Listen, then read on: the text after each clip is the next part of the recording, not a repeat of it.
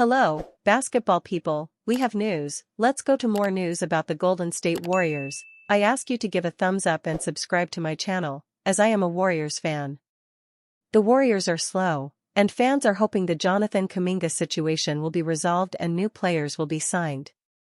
The Chicago Bulls remain interested in Kuminga. A Bulls trade for Jonathan Kuminga just got simpler after latest rumor. The Chicago Bulls had a quiet set of negotiations with restricted free agent Josh Giddey before the two parties came to terms on a 4-year, $100 million contract. The Warriors and Jonathan Kuminga have had anything but quiet negotiations, and as talks continue contentiously, Kuminga's agent is preparing for his client to be traded during the 2025-26 season, potentially opening the door for the Bulls to acquire a player they've been linked to several times this summer. Golden State has reportedly offered Kuminga 3 different contract options, but the 22-year-old forward and his agent, Aaron Turner, haven't been happy with any of them. The main sticking point seems to be the Warriors' insistence on including a team option in any deal and Kuminga's reluctance to accept one. Player and franchise are still miles apart on reaching an agreement, which puts 2 realistic options in play. They agree to a tradable contract, or the number 7 pick in the 2021 draft picks up his $7.9 million qualifying offer and becomes an unrestricted free agent next summer. If the Bulls truly are interested in acquiring Kuminga, either option could work, but a trade would be a much easier route to take. Latest Jonathan Kuminga news should be music to Bulls' ears.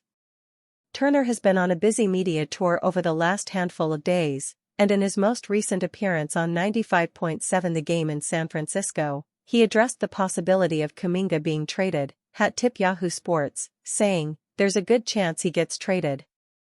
Okay? There's a good chance he gets traded, and that's halfway through the year. It would behoove Arturas Karnisovas and the Bulls to look into swinging a trade for Kuminga first. The two could work out a contract extension during the season rather than going into the summer with a high level of uncertainty. That would be the smart decision for Chicago to take in any potential acquisition over the next 8 months. Multiple outlets this offseason have reported mutual interest between Kuminga and the Bulls, and the fit makes sense. Chicago is collecting young, athletic two-way wings like they're going out of style, and Kuminga wants to land with a franchise that can give him a larger role than he's had under Steve Kerr. If the Windy City is his ultimate destination, things are trending in the right direction. If Kuminga accepts his qualifying offer and hits the market in 2026, the Bulls will likely be waiting, potentially with the most available cap space of any team in the league. If the Warriors want to trade him, Karnisovas is armed with all of his own first-round picks and close to $90 million in expiring contracts. Turner's latest statement only lessens Golden State's leverage and gives Chicago an easier path toward acquiring his client. Why the 2025-26 season will prove Jonathan Kuminga right for wanting to leave Warriors. Jonathan Kuminga's contract talks with the Golden State Warriors have dragged on for months, and nothing about them suggests he's staying long-term. He hasn't accepted Golden State's offers. His agent has openly floated the qualifying offer as a real option, and the forward is eyeing 2026 unrestricted free agency. The writing is on the wall. Kuminga wants out, and this coming season will prove why. The qualifying offer and what it means. Golden State extended multiple proposals this summer. One framework was reportedly 3 years and around $75 million with a team option on the final season. Another was 2 years at $45 million with a team option. A third was 3 years, $54 million guaranteed with no options. Kuminga's camp pushed back on all of them. The sticking point? Lack of a player option and too much team control. His qualifying offer for 2025-26 sits at $7.9 million, a 1-year deal that would set him up for unrestricted free agency in 2026. According to his agent, Aaron Turner, Kuminga is seriously weighing that route if no deal with player protection emerges. It's a gamble. He'd be passing on long-term security, but it would give him leverage and freedom. For the Warriors, it means they could be walking into the season with their most athletic young player on what amounts to a ticking clock. If he takes the QO and performs well, he's gone in a year. If he struggles or gets hurt, both sides lose. Why Jonathan Kuminga's role will reinforce the exit plan. The real issue is the fit. Kuminga wants to be a starter, a featured scorer and someone who closes games. On Golden State's roster, that's unlikely. Stephen Curry still commands the ball. Jimmy Butler was brought in to stabilize the wing. Draymond Green remains central to head coach Steve Kerr's rotations. That leaves Kuminga, at best, as a third option offensively, an uptick in usage, but never the starring role he craves. Defensively, he has all the tools, size, strength, athleticism, but hasn't been consistent enough to earn crunch-time trust. Kerr has often turned to veterans over him in tight moments, and that isn't about to change with Butler now in the mix. Kuminga is stuck in the in-between, too talented to bury, but not reliable enough to unleash. This season will likely mirror last year.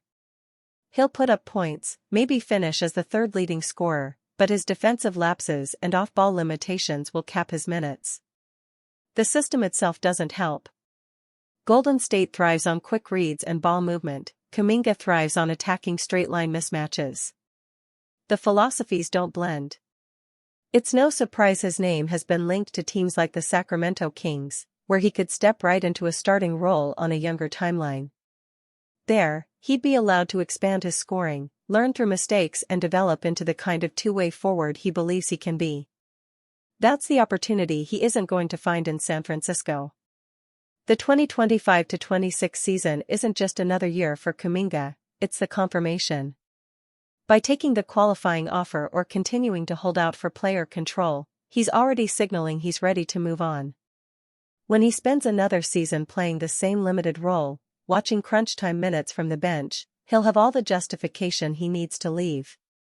For the Warriors, that's a looming loss of one of their last bridge pieces to the future. For Kuminga, it's the step toward finally becoming more than just a piece of the Curry system. It's not even training camp and Steve Kerr has a decision he'll absolutely hate. This has to be considered. Steve Kerr's relationship with Jonathan Kuminga has been a talking point for years and remains so as the Golden State Warriors remain in contract negotiations with the young forward and his camp. It's quite clear that Kerr doesn't wholly value Kuminga in terms of the style he wants to implement as a coach, but he may have to park that to one side in considering a bold lineup choice even before training camp and preseason begins. Steve Kerr may have to consider starting Jonathan Kuminga over Draymond Green. Kerr admitted following Golden State's playoff elimination that if Kuminga is back, he would spend the start of the season trying to incorporate the 22-year-old into various lineup combinations. Part of that may require the step of starting Kuminga over veteran forward Draymond Green, something that Kerr is going to absolute hate but one that makes logical sense for a number of reasons. Green of course did come off the bench twice last season, including in a game against the Minnesota Timberwolves after Kuminga had scored 33 points 2 nights before. The experiment was short-lived and unsurprisingly so given Kerr's faith in Green in comparison to his younger teammate. That's what is going to make this such a wrestle for Kerr before, during and after training camp, assuming Kuminga signs a new deal and enters with the necessary level of motivation. The former 7th overall pick wants a solidified role and ideally as a starter, something that becomes far more viable with the experience, IQ, and floor spacing of Al Horford next to him at center. Starting Kuminga would be extending an olive branch to him, letting him know that he's valued and a big part of the team. Perhaps just as importantly, it might be the best way to conserve Green throughout a long regular season. The 35-year-old has a lot of miles on the body, particularly recently where he was asked to be the starting center over the second half of last season. Kerr and the Warriors should be looking to reduce his workload and his minutes this season, perhaps best executed by bringing him off the bench in a similar vein to Andre Iguodala a decade ago. Green could still play 25 to 28 minutes in close games, but it might also allow him to enter the postseason more refreshed and in better shape than he did last season. It's not going to be an easy decision for Kerr to arrive at, yet one that could push the Warriors to a new level in their hopes of a championship in 2026. Warriors can still gift Jonathan Kuminga his major wish after free agency nightmare. Jonathan Kuminga wants nothing more than an expanded role in the NBA, which is exactly why the young forward and his management have sought a move away from the Golden State Warriors this offseason. Kuminga's time at the Warriors has been full of controversy and has ultimately led to this elongated and frustrating free agency process, but there's still light at the end of the tunnel if both parties can eventually agree on a deal they're comfortable with. The Warriors can still offer Jonathan Kuminga a significant offensive role. Kuminga's agent Aaron Turner reiterated Kuminga's wish on multiple occasions during his media tour in recent days, including telling 95.7 The Game that he wants to be a focal point of a team. He wants a bigger role. That's not really a secret. Now Golden State want Kuminga back for two reasons. The first is to have him on a salary number that's tradable mid-season in search of an upgrade if things go awry. Kuminga's camp knows this, which is part of the reason for the holdout. The second is more telling in the short term, though the Warriors actually need Kuminga, particularly early in the season as they look to manage the burden placed on Stephen Curry and Jimmy Butler. Despite the tumultuous nature of the back half of the season, Kuminga was only one of 3 Golden State players, excluding the now departed Andrew Wiggins, to average at least 12 points per game. If there's something the Warriors lack and are criticized for, it's their lack of shot creation beyond Curry and Butler. Even those they're looking to bring in through free agency, Al Horford, DeAnthony Melton, Gary Payton II, Seth Curry etc., are play finishers rather than go-to scorers. This is where the franchise can still gift Kuminga his wish of a primary offensive role, and perhaps even more so than if he departed to the Sacramento Kings or Phoenix Suns in a sign-and-trade. For as awkward and as frustrating as the fit may be between Kuminga and the veteran core, Steve Kerr might have to forget about that for the good of the team's long-term goals. Curry and Butler are 37 and 36 years old respectively. Lose Kuminga and you give them a much more difficult task to navigate a long regular season in a tough Western Conference. That makes retaining the former 7th overall pick just as important as being able to trade him later, potentially setting up a surprise outcome where Kuminga thrives despite this entire free agency nightmare. Warriors nearing free agent deal with former champ? Insider provides update. Are the Golden State Warriors on the cusp of a free agent agreement with one of their own former champions? That certainly appears to be the case. It's a bit of surprise, given that the Warriors are still stuck dealing with what should have been a fairly easy and icy summer for Golden State. While Golden State waits for restricted free agent power forward Jonathan Kuminga to make a decision on a reported 3-year, $75.2 million contract offer, per ESPN's Anthony Slater and Shams Charania, the rest of its free agent business has ground to a halt.